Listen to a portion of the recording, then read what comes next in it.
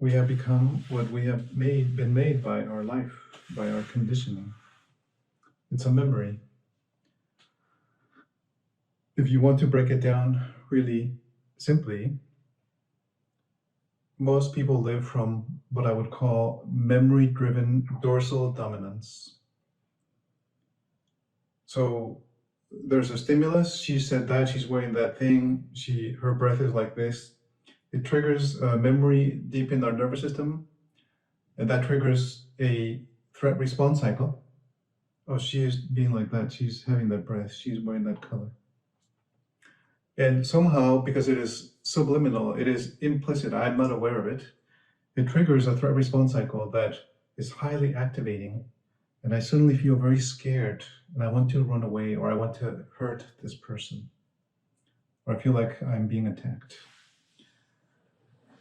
Memory-driven dorsal dominance. Our nervous system has a wide range of functioning, but we limit it to, or it is limited to, this very narrow band, survival mode. The threat response cycle is constantly activated. There's a lot of sympathetic activation, which cannot be managed ventrally. In other words, I cannot make it explicit. Oh, this is how I feel, and this is why I feel, and this is where I feel it here and now. So it remains implicit. I don't even know that I'm here. I do not know even how I'm feeling. I'm scared, I'm activated. What do I do? I'm freaking out.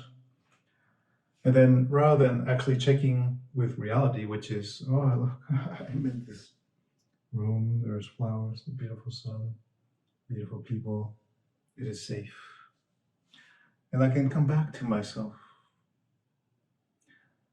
Myself is the one that doesn't make any comment, has no thoughts about anything, doesn't judge, does not remember things.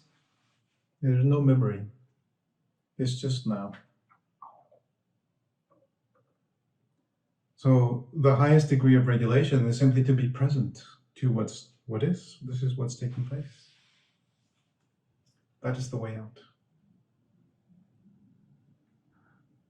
So it's just the reverse of the original conditioning. There's constant activation and threat in the environment.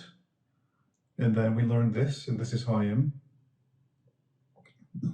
But in the places like this, for instance, where we have been meeting long enough to perhaps be trusting of the situation and trusting of the other and trusting of ourselves, well, we know there will be no judgment.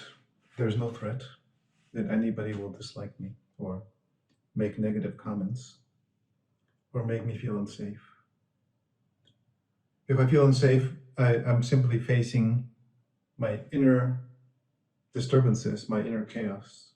But the threat is not coming from the outside. We make it safe enough so we can actually face, we can make our conditioning explicit. Oh, I'm feeling like that. I'm feeling threatened to just be here, to breathe, to be seen, to exist. And the other way that we support that is, of course, this can appear to be very threatening, which is to focus, to pay attention to the experience of our body. Not to the body per se, to the experience of the body, because they are not the same. But we say the body is a memory. The experience of the body is the present moment experience of the body. That is the difference. There is no memory. We don't know. It is new. But remember, memory-driven dorsal dominance means that part of the system is living in a threat response cycle, which I simply call it as maladaptive, because there is no threat, but it doesn't know it, so it's living there. And then when you say, oh, let's look into the body and see what it's like, that's a further threat. No, to feel the body is bad. It will be very dangerous. I do not want to do that. Why are you asking me to do that? But actually, that is the only way out. So if you're here in some way, perhaps it means that you already tried everything else, because the experience of the body is all that we have, actually. You've already tried transcending spiritually, you already tried psychologically understanding, you already maybe even tried religion, I don't know. And it always comes down to the same thing. It doesn't matter. The tradition, whatever you call it, it's just going to be the same. Oh yes, she finally started to notice the experience of her body, and that was the beginning of the end for her insanity. She began to become sane again and open.